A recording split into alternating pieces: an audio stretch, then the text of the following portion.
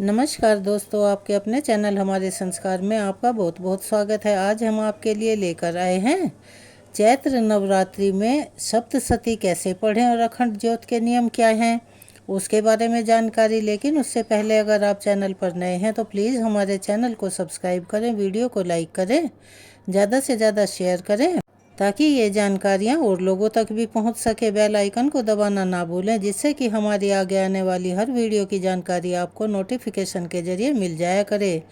माता रानी की कृपा आप पर और आपके सभी अपनों पर हमेशा बनी रहे। आपके घर में अन्न धन के भंडार भरे रहें। कमेंट्स बॉक्स में जय माता दी, हर हर महादेव लिखना ना भूलें। आपका ये छोटा सा प्रयास हमारी बहुत बड़ी मदद करता है। कृपया अपना सहयोग और प्यार हमें ऐसे ही प्रदान करते रहें। हमारे संस्कार चैनल की तरफ से आप सभी को चैत्र नवरात्रि की हार्दिक शुभकामनाएं। नवरात्रि का घटना वैसे तो शुभ नहीं माना जाता, लेकिन तिथियों के घटने बढ़ने की प्रक्रिया तो शुरू से चली आ रही है।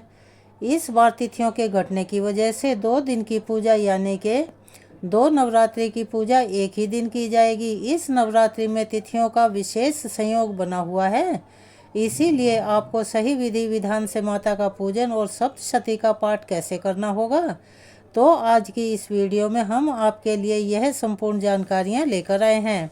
जैसे कि नवरात्रि कब से कब तक होगी, अष्टमी और नवमी तिथि कब होगी, अगर आप अखंड ज्योति जला रहे हैं तो उसके सही नियम और विधि विधान क्या हैं। ज़्यादातर साधक यानी कि व्रत रखने वाले और भक्तगण नवरात्रि में दुर्गा सप्तशती का पाठ भी करते हैं, तो वो कैसे किया जाता है।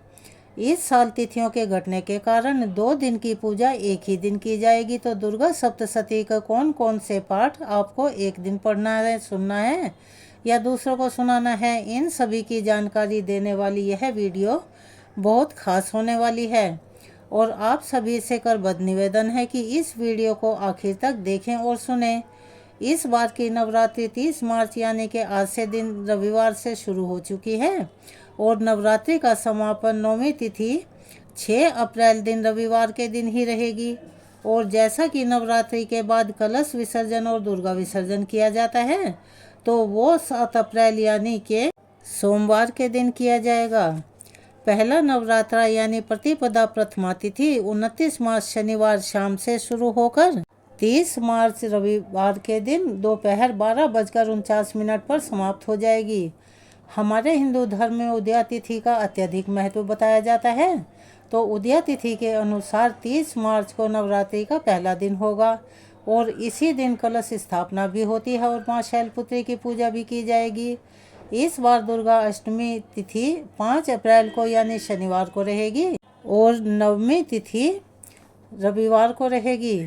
माँ की सवारी भी दिन के हिसाब से निर्धारित होती है, तो इस बार नवरात्रों की शुरुआत रविवार के दिन होगी और समापन भी रविवार को होगा। तो इस वजह से माता रानी हाथी पर सवार होकर आएंगे और हाथी पर ही जाएंगी, जो कि बहुत शुभ माना जाता है। 30 मार्च यानी शनिवार को दुर्गा सप्तशती का प्रथम अध्याय पढ़ा, सुना और सुनाया जाएगा।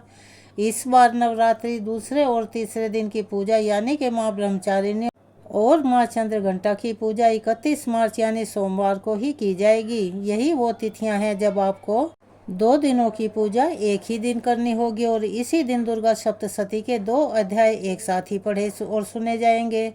इस बार आपको यह विशेष ध्यान रखना होगा कि माँ ब्रह्मचारिणी और माँ चंद्रघंटा की पूजा अलग अलग दिन ना करके एक ही दिन करनी होगी, क्योंकि दोनों तिथियां एक ही दिन पड़ रही हैं। अतः सोमवार को दोनों देवियों की पूजा तो होगी ही और साथ ही साथ दुर्गा सप्तशती का दूसरे दिन का दूसरा अध्याय और तीसरे दिन का तीसरा और चौथा अध्याय एक ही दिन आप पढ़ सकते हैं, सुन सकते हैं या दूसरों को सुना सकते हैं। नवरात्रि का चौथा दिन 1 अप्रैल यानी मंगलवार को रहेगा। इस दिन माँ कुष्मांडा की पूजा की जाती है और दुर्गा सप्तशती का अध्याय 5, 6, 7, 8 पढ़ा, सुना और सुनाया जाएगा। 5वां नवरात्रा 2 अप्रैल दिन बुधवार को मनाया जाएगा। इस दिन माँ स्कंद माता की पूजा के साथ साथ दुर्गा सप्तशती का अध्याय 9 और 10 पढ़ा जाएगा। 6ठा नवरात्रा 3 अप्रैल दिन गुरुवार को रहेगा और इस दिन माता के 5वें स्वरूप यानी कि माँ कात्यायनी की पूजा के साथ साथ दुर्गा सप्तशती का अध्याय 11 पढ़ा जाएगा।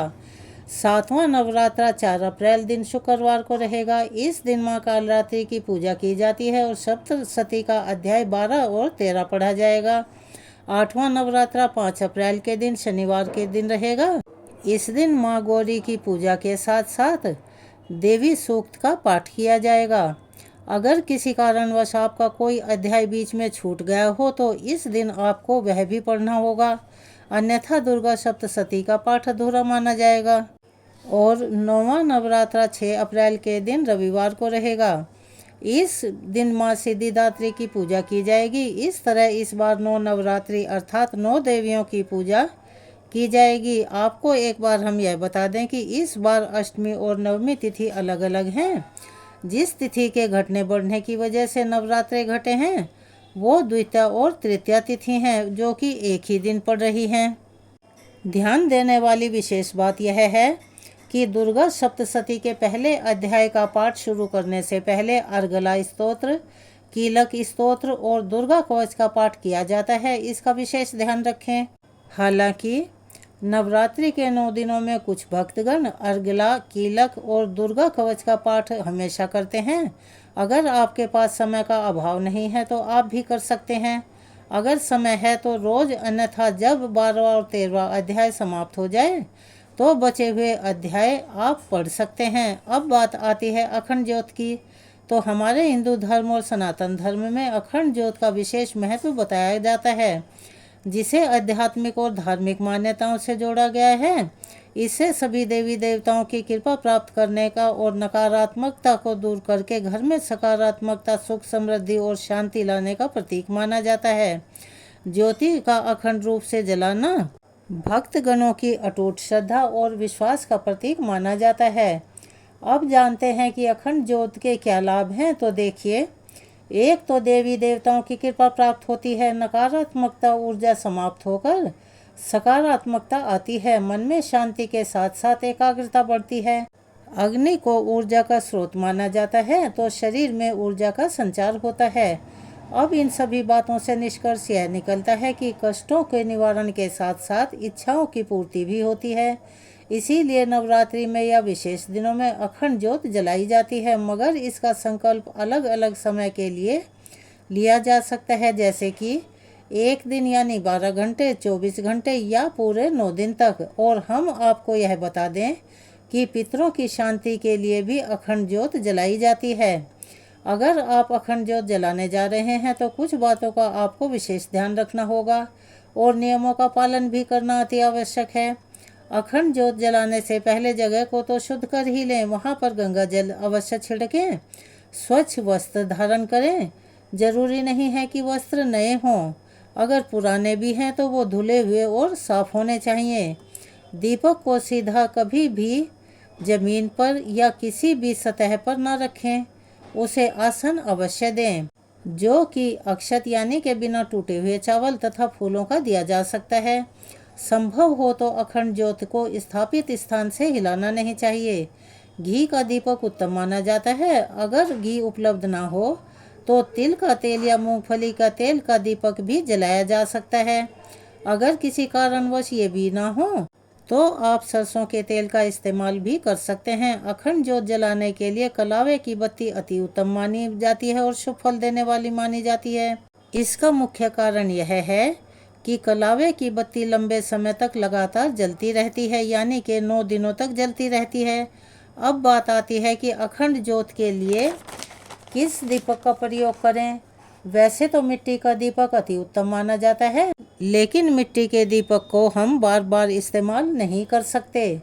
इसीलिए जैसा भी आपके पास उपलब्ध हो, यानी कि आपकी क्षमता हो, आप उसके हिसाब से दीपक का यूज कर सकते हैं। इस वजह से तांबा, पीतल, सोने या चांदी का दीपक अपने सामर्थ्य के अनुसार ही प्रयोग करें। अखंड ज्योत के नाम से ही जैसा कि जाहिर है, इस दीपक को लगातार जलना चाहिए। इसका बुझना शुभ नहीं माना जाता, मगर दीपक तो दीपक है। कहीं से कई बार हवा का झोंका या बाती को बढ़ाते वक्त यानी ऊपर खिसकाते वक्त बुझ जाता है, तो उसके लिए आप उसी दीपक में से एक छोटा दीपक पहले ही प्रज्वलित कर रख लें।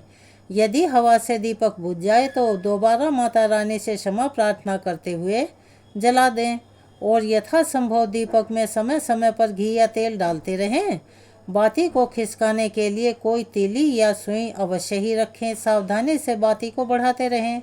समय समय पर बाती के फूल को भी हटाते रहें। दीपक की लो यानी कि दीपक में जो आगे का एक नुकीला हिस्सा होता है वह दक्षिण दिशा की तरफ ना हो, उसे अशुभ माना जाता है। वह पूर्व या उत्तर की तरफ होना चाहिए। जब तक दीपक जलता है तो घर को अकेला ना छोड़ें, क्योंकि कई बार क्या होता है कि चूहे वगैरह की वजह से दुर्घटना हो सकती है। आजकल तो बाजार में तरह तरह के दीपक उपलब्ध हैं। अगर आपके पास साधारण दीपक है तो उसे जाली से ढककर रखें, जो कि बाजार में आसानी से मिल जाती है। अगर कभी किसी स्थिति में घर से बाहर जाना पड़े तो माता रानी से हाथ जोड़कर पहले ही निवेदन कर दें कि हे माता रानी, अगर मेरे आने से पहले दीपक पूरा हो जाए या बुझ जाए तो मैं इसे आकर दोबारा से जला लूँगा या जला लूँगी। इसीलिए हमें पूजा या व्रत रखते टाइम या पूजा करते समय नियमों का ध्यान रखना चाहिए। लेकिन एक बात हम आपको बता दें कि देवी देवता सभी भाव के भूखे होते हैं। अगर कोई भूल हो भी जाए तो क्षमा याचना करने पर वो माफ़ कर देते हैं। यह थी आज की जानकारी। आपको कैसी लगी कमेंट्स बॉक्स में अपनी राय अवश्य ही लिखें।